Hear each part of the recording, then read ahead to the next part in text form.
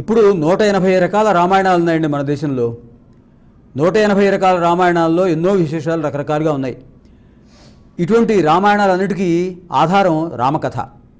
ఇది కాకుండా భగవాన్ బాబావారు సత్యసాయిబాబా వారు రామకథా రసవాహిని, అధ్యాత్మ, అలాగే ఆత్మారామం అనేటటువంటి గ్రంథాలు వారు రచించారు. అటువంటి రామకథ మా ఎంతో విశేషమైన పుణ్యఫలదం. ఈ శ్రీరామనవమి నాడు ఆ రామకథను మనం ఒకసారి పునశ్చరణ చేసుకుందాం. అటువంటి ఈ రామకథ మనకి అన్ని రకాల పుణ్య ఫలితాలని ఇవ్వాలని ఆశిద్దాం.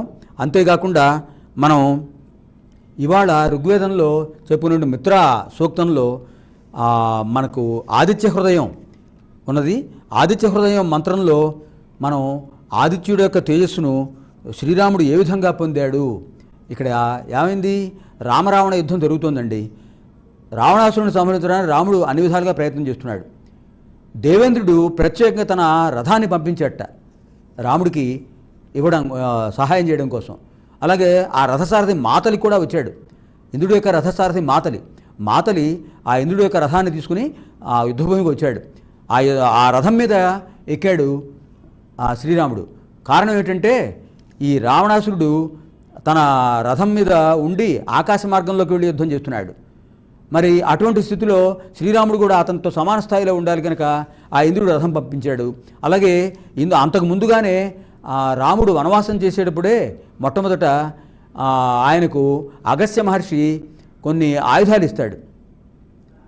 ఇంద్రుడు ఇచ్చాడనే ఉద్దేశం, ఇంద్రుడు ఇచ్చాడని రాముడికి ఇమ్మని ఇంద్రుడు అగస్త్య మహర్షికి ఇచ్చాడు. అక్షయ తూణీరాలు 2, అంటే బాణాలు ఎప్పుడూ అక్షయంగా ఉంటాయి, అలాంటి తూణీరాలు 2, అలాగే ఐంద్రధనుస్సు, ఇంకా కొన్ని అస్త్రాలు ఇంద్రుడు ఇచ్చాడని ఇచ్చాడు. తర్వాత మహర్షులు కొన్ని శక్తులు కూడా ఇచ్చారు. మరి యజ్ఞరక్షణకు వెళ్ళేటప్పుడు విశ్వామిత్రుడు బల అతిబల అనేటువంటి కొన్ని అస్త్రాలు ఇచ్చాడు, శక్తులు ఇచ్చాడు. ఇంకా చాలా ఆయుధాలు పొందాడు. ఇవన్నీ కూడా దైవ శక్తులన్నీ కూడా రాముడిలో కేంద్రీకరించి ఉన్నాయి. అటువంటి స్థితిలో శ్రీరాముడు రావణాసురుడిని చంపడం కోసం ఆ ఇంద్రుడు పంపిన రథం ఎక్కి మాతలి రథాన్ని ముందుకు నడిపిస్తుండగా అలా ముందుకు వెళ్ళి రావణాసురుడిని సంహరించడానికి ఎంతో ప్రయత్నం చేస్తున్నాడు. అరిసిపోయాడు. అయినా కూడా రావణాసురుడిని రకరకాల శస్త్రాలు ప్రయోగించి అతన్ని మూర్ఛితుడిని చేశాడు.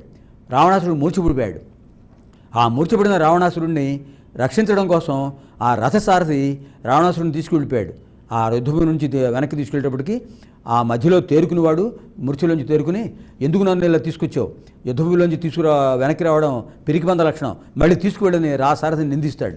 సారథి ఆయనకు క్షమాపణ చెప్పుకుని, మిమ్మల్ని రక్షించడం కోసం తీసుకొచ్చానండి, అంతేగాని వేరే భావం లేదు, అన్యథా భావం లేదు, నేను మళ్ళీ తీసుకువెడతాను, కొంచెం సేద తీరండి అని చెప్పి మళ్ళీ తీసుకుని వస్తాడు.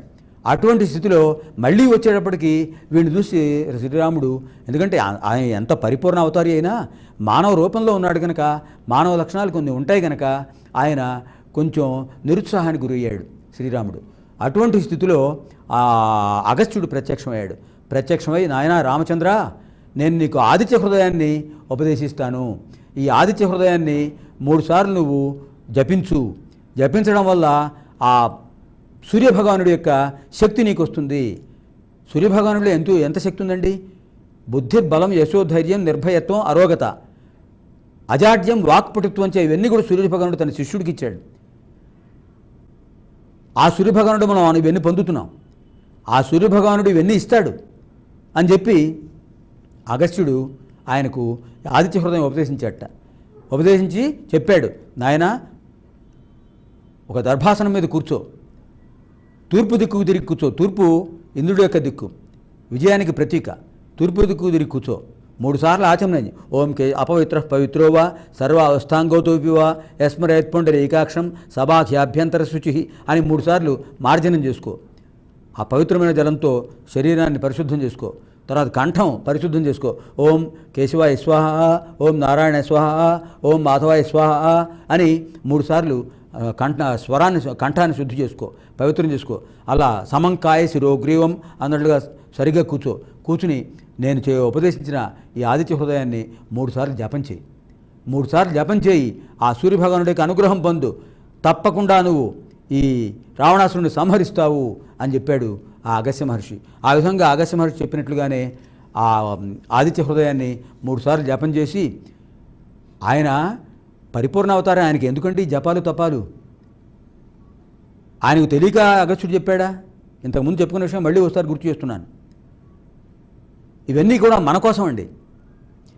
ఆదిత్య హృదయం చదివితే ఉత్సాహం, తేజస్సు, శౌర్యం అన్నీ కలుగుతాయి. బుద్ధిర్బలం, యశోధైర్యం, నిర్భయత్వం, ఆరోగత, అజాడ్యం అంటే జడబుద్ధి లేకపోవడం, స్తబ్దత లేకపోవటం, వాక్పటుత్వం, ఎవరితో ఏ విధంగా ఎలా వ్యవహరించాలో, ఎలా మాట్లాడాలో అది కూడా ఆయనే ఇస్తాడట. అసలు పరిపూర్ణ ఆరోగ్యం ఇచ్చేది ఆయనే.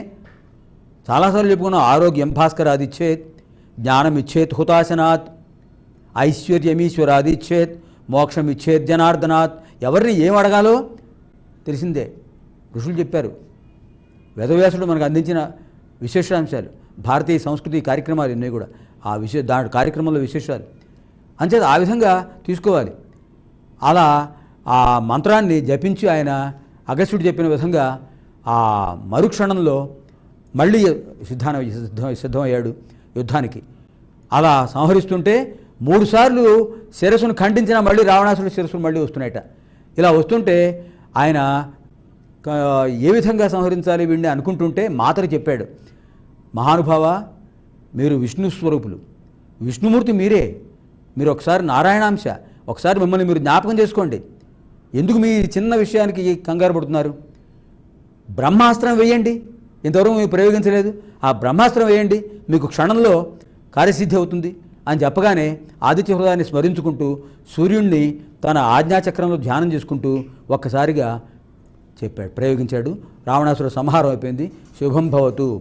స్వస్తి ప్రజాభ్య పరిపాలయంతాం న్యాయేన మార్గేణ మహీం మహిషాః గోబ్రాహ్మణేభ్య శుభమస్తు నిత్యం లోకాః సమస్తాః సుఖినో భవంతు. స్వస్తి. మళ్ళీ ఆదివారం 4:30 నుంచి 5:30 వరకు కూడా భారతీయ సంస్కృతిలో కలుసుకుందాం. అంతవరకు అందరికీ నమస్సులు.